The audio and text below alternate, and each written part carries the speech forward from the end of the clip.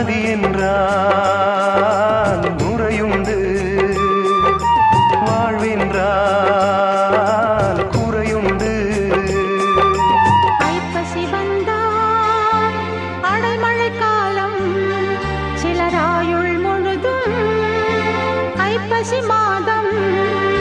கடவுளும் நீயும் ஒரு தாய் பிள்ளை, இருவரும் தனிமரம் தானே.